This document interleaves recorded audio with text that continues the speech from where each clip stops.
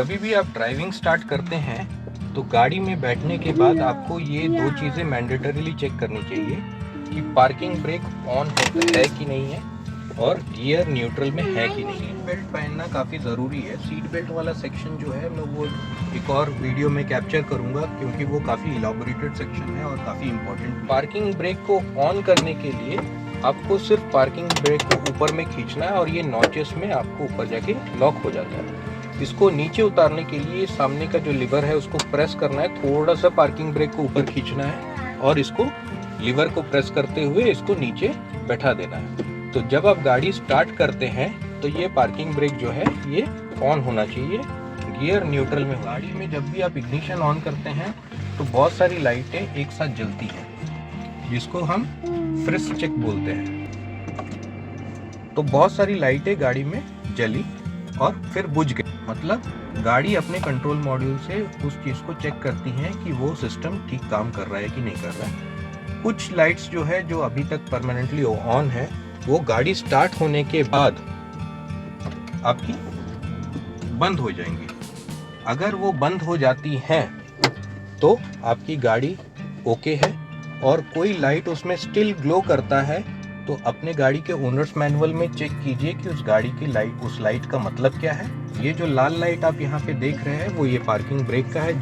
जिस मोमेंट में मैं ये पार्किंग ब्रेक को उतार दूंगा ये लाल लाइट बंद हो जाएगी। जब भी आप गाड़ी ड्राइव करना स्टार्ट करते हैं, जस्ट लाइक योगा, आप कंट्रोल्ड वे में सांस खींचते हैं, सिमिलर वे में आपको कंट्रोल्ड वे में क्लच को छोड़ना रहता है।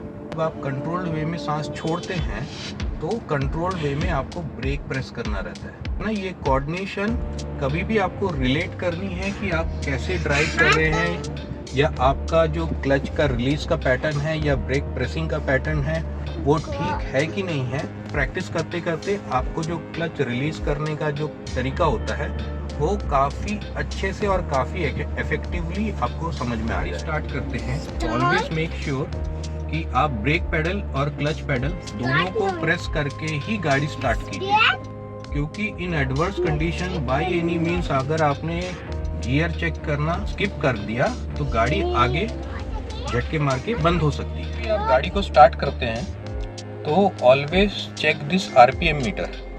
आरपीएम मीटर में जब गाड़ी को first time in the day या अब काफ़ी देर के बाद स्टार्ट करते हैं तो आरपीएम मीटर जनरली 1000 आरपीएम या उससे ज़्यादा रहता है।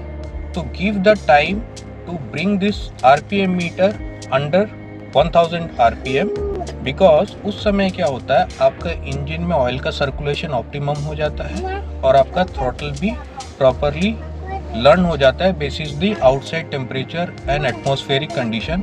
नॉर्मली हम क्या करते हैं, हम गाड़ी स्टार्ट करते हैं और गियर में डाल के ड्राइव करना शुरू कर देते हैं। बट अगर आप इसको as a good practice consider करना चाहते हैं तो consider it as a good practice. इसमें कोई थंब रूल नहीं होता कि आप ऐसे ही चलाएंगे या ऐसे नहीं चला सकते। जैसे कि मैंने ब्रेक पेडल प्रेस किया हुआ है, आपका क्लच प्रेस किया और आपका फर्स्ट गियर डाला है मैंने अभी जब है मैं आपका पार्किंग ब्रेक को रिलीज करूंगा। इससे पहले मैं पार्किंग ब्रेक को रिलीज नहीं करूंगा क्योंकि अंडर ग्रेडियंट कंडीशन जहाँ पे गाड़ी ऐसी या ऐसी कंडीशन में है तो हो सकता है कि आपकी गाड़ी रोल बैक कर जाए या रोल फॉरवर्ड हो जाए। तो उस कंडीशन में गियर डालने के बाद ही आप ग्रेजुअली पार्किंग ब्रेक को रिलीज कीजिए। आपने सपोर्ट के लिए ब्रेक को भी प्रेस करके रखा हुआ है। अब आप ब्रेक से पैर हटाएंगे और धीरे धीरे क्लच को छोड़ेंगे। एक्सीलेटर का इनपुट ऑलमोस्ट 0 रहेगा।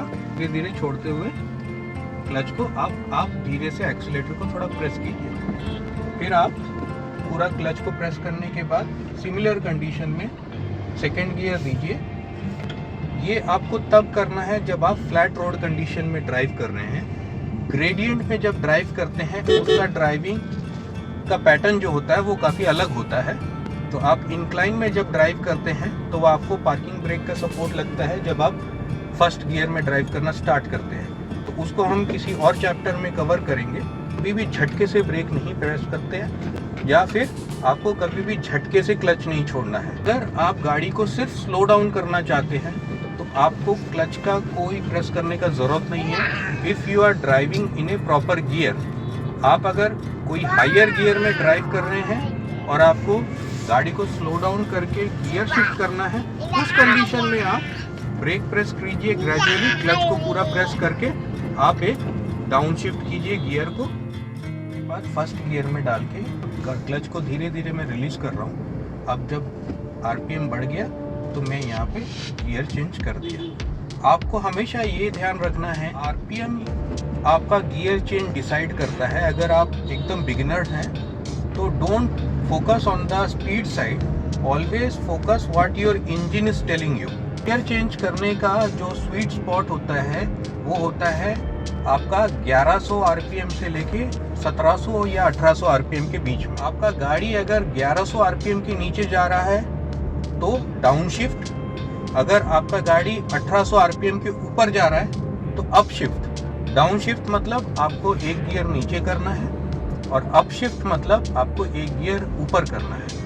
उसके बाद आप क्लच को रिलीज करके देखिए कि आपकी गाड़ी में नॉकिंग का इशू हो रहा है या आरपीएम अकॉर्डिंगली ये स्वीट स्पॉट रेंज में है कि नहीं। अगर आपका गाड़ी ये स्वीट स्पॉट रेंज में नहीं है तो उस हिसाब से आपको फिर से अप शिफ्ट या डाउन शिफ्ट करना पड़ेगा। अभी भी आप ओवरटेक कर रहे हैं तो मोमेंटली आप ये फैक्टर को इग्नोर कर सकते हैं और डाउन शिफ्ट करके आप आरपीएम बढ़ा के आप सामने वाली गाड़ी को ओवरटेक कर सकते हैं। ये जो शिफ्टिंग का पैटर्न है या आरपीएम मॉनिटरिंग का जो पैटर्न है, ये कहीं रिटन डाउन प्रोसीजर होता नहीं है। You have to drive and understand. तो ये जब आप अपनी कोई भी मेक या मॉडल की गाड़ी चला रहे हैं उसमें आपको समझ में आ जाएगा। डीजल गाड़ियों में टॉर्क ज़्यादा होता है, इसलिए आपको डाउन शिफ्ट करने की उतनी फ्रीक्वेंटली ज़रूरत नहीं पड़ती। गाड़ी का एसी जब आप ऑन करते हैं या ऑफ करते हैं तो गाड़ी स्टार्ट होने के बाद आप एसी को ऑन कीजिए और गाड़ी को बंद करने से पहले आप एसी को ऑफ करके गाड़ी को बंद कीजिए। बहुत सारे लोग जो है वो एसी को ऑन रख के गाड़ी बंद कर देते हैं और नेक्स्ट टाइम जब गाड़ी स्टार्ट करते हैं तो कंप्रेसर ऑलरेडी एंगेज रहता है। Whenever you try to start the engine, जो एक्सटर्नल लोड्स है वो कट ऑफ होनी चाहिए।